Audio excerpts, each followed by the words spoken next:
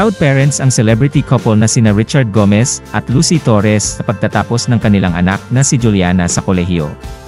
Graduate na si Juliana sa kursong Public Administration sa University of the Philippines, Diliman, at nagtapos pang cum laude. Nagbahagi si Richard sa kanyang Instagram reel na kuha sa graduation ceremony ni Juliana kung saan makikita ang dalaga suot ang traditional terno with her UP sablay and medal.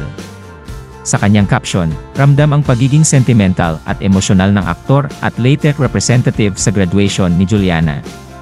Aminado ang mag-asawa na naiyak sila nang makitang graduate na ang nag-iisang anak sa kolehiyo. I vividly remember your first day in school as a young child.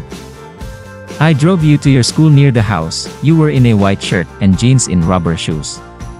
Look at you now, all grown up, and I college graduate in public administration at UP Diliman, and I cum laude. Congratulations Day, Ma'am, and I are so proud of you. Mom was in tears going up the stage. My eyes were in tears too when I went back to my seat as things sank into my head and realized how time flies so fast. Go on and make things better and beautiful. Mensahe ng kongresista para sa nag-iisang anak.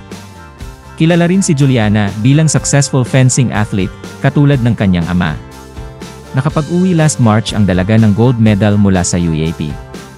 Nagwagi rin ang solong anak ni Nagoma at Lucy sa mga sinalihan nitong fencing competitions sa Thailand at Indonesia.